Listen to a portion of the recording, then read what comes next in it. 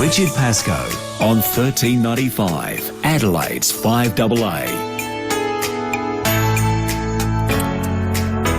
And thank you for listening to me. So a few clouds starting to come around outside. It's 4:01 here on 5AA. Still lovely outside. My next guest, I always enjoy talking to. Well, most of the time I do, don't I, Steve? I love the qualifying message. Absolutely. It is. Same to you. And we always talk about, small business, all of those sort of things, because it's something we're both actively involved in. Absolutely. It's the life. It's what I've been doing for 20-odd years. And I just, I work with small business people all the time. I just love the grit, and yet we take them for granted. We decide to go for a drive through the hills and stop in at a cafe. That's a small business. Fill up with petrol. That's a small business, and so on and so on.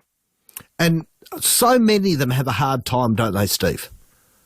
Well, they are. They do. And in fact, I have a ripper of a story to do, because I decided what I'd do today is go back to telling a story of a small business person. And I've picked one. There needs to be a movie made after this man. You'll know the name, Frank Seeley. AM, or I call him Sir Frank. He's the founder of Seeley International, and if you don't know them, I think you've been sleeping under a rock. There we go. You got the pun in. Great, Steve. Thank you. 50 years they've celebrated. I was lucky enough to be invited to the official Seeley International 50th anniversary dinner at Ayers House on Wednesday night. Just the story that Frank told of his life comes exactly from that point you were talking about, Richard, about the struggles, because Seeley had a baptism of fire, at least twice, actually, and I mean that literally. Let me get to some of the Frank Seeley stories, because, in fact, I've got just a few quickies before we get into his business story. This is a man who was responsible through his air coolers for cooling millions of buildings around the world. When he was growing up, they only had one fan in their house. That was it. And that was in their dad and mum's room. And I don't think he would have been alone in that. Oh, no. If you think back to the 50s, there wasn't much around. I remember growing up with my mum when I was young, and my mum had her struggles. And, just if you want to know about those, conversations with Cornsey on there. And I think we survived with a fan and, 100-degree days. I know. I remember. I mean, I wouldn't want to go back to it, but we endured it. In fact, look, linked to that is Frank did lose his dad. His dad died when he was only 9 years old, when Frank was 9. And I did notice in one story, I was snooping around today, it really hit him hard, as you would expect. He said, not every night, but he would often cry himself to sleep until about the age of 15. That's got to shape someone. That's got to have a character-building aspect when something is so profound in your life. And then his mum went back to teaching to look after the family, and this also is, I think, formative of a person who has solid values. He wanted a yo-yo, and he said, "Mum, can you give me, just a bit of money to get one?" She said, "I'd love to give you 1 and 6. There you go, 1 and 6 shillings to buy a yo-yo, but I don't have it." So what he did is he went out, he knocked on the doors of his neighbours looking for odd jobs to do, weeding gardens, washing windows, and then he started selling advertising on commission in school holidays, including, I love this, buying and selling musical instruments. And here's his trick. There's a bit of P.T. Barnum, I think, here. He said the trick was when you were buying the musical instruments so you could sell them later, you play them badly to give them a lower price. And then when you're selling... I love it. Actually, there was one other thing. He noticed very early on that he had the laziness gene was in him, because he was getting towards the end of school, and this fellow from the education department came to lure people to be student teachers. This is at Adelaide Technical High School in the late 1950s. And what he did was basically said to the kids, this is how they scared people into becoming teachers. He said, children, the party for you is almost over. Oh. And he listed all the things about school, long holidays, 9 a.m. starts, extended lunch breaks, morning and afternoon rest. And he said, that's all about to go unless you become a teacher, and we'll pay you to go to teachers' college, and you'll get wages to learn how to become it. And anyway, Frank says that lured him, and he went into teaching for the wrong reasons, and it was hell. It just did not work because he found that he hated the job and would just pine for the Christmas holidays, and then when they came, he did nothing for 2 weeks and get depressed. So he just wasn't in the groove yet, and that's where we lean over into what is to become Seeley International. So here's a couple of foundation stories. Frank and his brother Cedric, they had a small business. They weren't making them at this point. They were selling portable coolers that were made here in SA. Right. And they won a Cedric Seeley. Yep, Cedric. Oh, yes. Wow. Sorry. If only Graham Kennedy would have created a wonderful character, Yes, wouldn't he? I was just thinking exactly the same thing. Yes.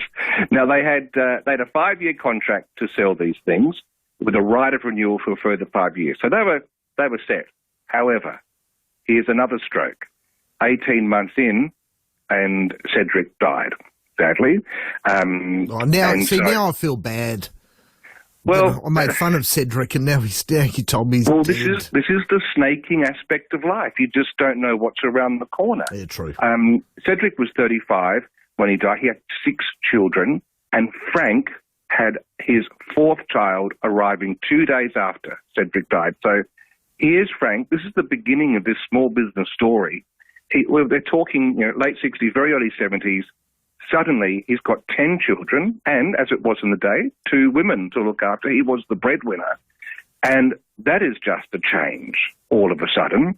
But 3.5 years in, Frank just got to work, lifted the cooler sales from 2,000 to 20,000 for this company here in SA. And what do you think the owner of that manufacturing company did? Did he celebrate? Yeah, he should have. He should have. He didn't. He called Frank in and said, right, what we're going to do now, I think I'm paying you too much money. We're going to halve your commission. And Frank did the sums. No, that's pretty Terry. quickly. You shouldn't do that. No. He said, if you do that, then I make nothing because there are costs that I cover in my commission. And so he went home, and this is it. This is the moment 50 years ago. I love this. He went home to his wife, Kathy, and he said, look, we can't go on like this. I need to make our own coolers. And I've seen the rusting that's been happening with all the metal components. So I'm going to turn to plastic, which means they were freehold with their house. We had to go back into a heavy mortgage, but we could manufacture our own plastic portable coolers. Kathy said yes. Frank thought, she said yes a bit too quickly. He said, really, Kathy, if this goes wrong, we lose everything. And here's the quote. I tell you, there was not a dry eye on the house on Wednesday night. Kathy said immediately, she said, I don't care if we lose everything. As long as I can live with you, even if it's in a tin shed, that's what I'm happy to do. Oh, isn't that lovely? That's wonderful. And the thing is, it's not, I mean, that is a pretty extreme version of it, but I was mentoring some small business people this week, similar stories. I know when I started my business, if it wasn't for my wife saying, look, we can survive on my wage for a bit if things don't go wrong, and then you can go and get a job somewhere. It happens a lot, and it's those sort of unions, when you're lucky enough to have one like that, that's the thing that's allowed many small businesses to even happen in the first place. But I did say the baptism of fire. How's the now? Okay, and you did say about hardship for business. They're going. They're making their units now. Their 3rd year. So this will be about 1975, the beginning of summer. So this, we all start buying this stuff in summer. The factory in Edwardstown burns to the ground overnight. Now, everything. Two words for here. Insurance claim? Well, hold the fire on that one, because everything burned except the small brick office at the front, which had all their records, which means they were able to start manufacturing again at a new location within 7 days. So that's okay. Yep. However, 5 weeks later, their new facility suddenly ablaze while Frank was in Melbourne. And this is where your cynical comment comes back, because Frank came back to find he was the number one suspect with the constabulary. And it took him a couple of weeks to clear his name, according to different interviews that he's given on this one. But the fire brigade got there really early. There were 5 separate fires burning there. And legend has it that one of the competitors of his in Adelaide got a very severe warning from the police. No. So that's pretty hot competition. Like, seriously. You're trying to start a business, you're doing well and too well.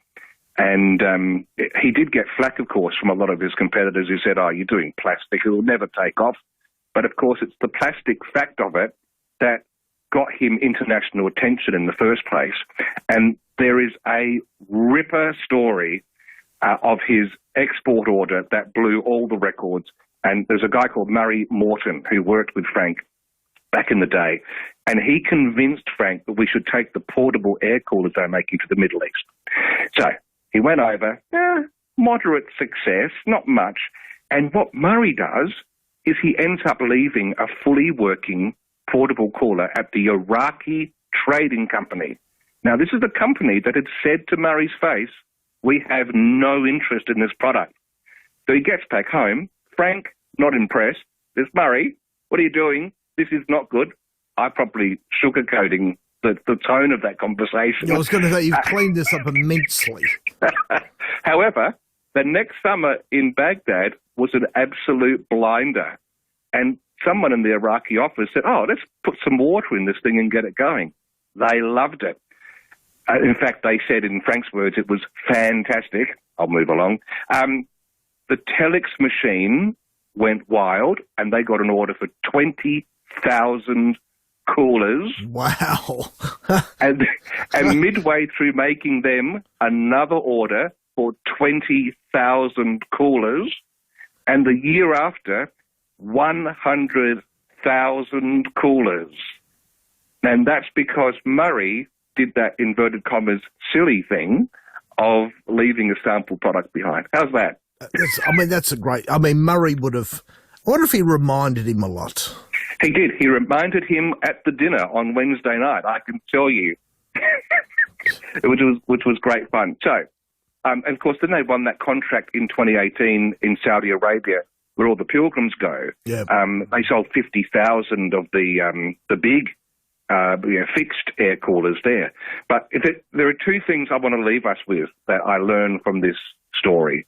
That are just a small business that's now a leader in the world. The first one is they've got this new technology called Climate Wizard, because they're famous not for refrigerative air conditioning, but for the air cooling. So you've got some water, you blow air over it, it cools, etc. And I remember my uncle and my dad, grieving a bit back in the early days of, it's a bit humid. But of course, the smart ones, we've got it here at this place. It's only 2 or 3 days a year when it's just too humid. Yeah. The rest of it's sweet. But they've got a new thing called Climate Wizard, which I cannot describe properly. All I'm going to say is there are these pipes that go in and around with separate ducts, etc. And so what happens is you get all the cooling, but the moisture's captured. And so it's basically like air conditioning, but it's running at a fraction of the cost because it's air cooling. It's amazing. And these are in buildings now everywhere. So that's one thing, which, as summers are getting a bit warmer in places, are doing great business. But here's the other thing. Out of COVID, these particular units with I think they call it HVAC, it's a really healthy filtering system, actually blow really clean air into buildings. And if there's one thing we learned from going through COVID, we need clean air. We need clean air. Yeah. Circulating clean air is one of the safest ways for us to survive in these days. And, of course, it doesn't hurt that these are all being made in SA, which is Australia having sovereign capacity to build stuff locally. So while there were competitors who sold international stuff, running out, they took some decisions and stocked up and looked after their customers through that. And I'll give the final. Peter Malinowskis on Wednesday night said one thing I really loved. He said, Frank, you've got 500 employees now, hundreds others in the past, directly and indirectly. Thanks for giving people not just jobs, but dignity. And that's, hats off. What a great statement. Yeah, there you go. No. So what an amazing story. So, yes, it's a small business, inverted commas. It's just that dogged, never giving up, innovating, sticking at it, looking after people, and, being there, knock for the door to be open to you. If you're not there, nothing will come of it. Steve, great story. Where can we find out more about you? Talkedaboutmarketing.com. That's where we are. Bit of information on there, and we keep working with small businesses everywhere. And if you want to hear Steve's story again, head over to richardonradio.com.au or look us up on Facebook at Richard on Radio. Hey, great website too, and I'm glad you're doing that. Excellent. No. Everyone needs a little bit of extra Richard in their life. There we go. Thanks, Steve. Right, you have a good rest of the weekend, okay? You too. See you, mate. Steve. Bye. Bye.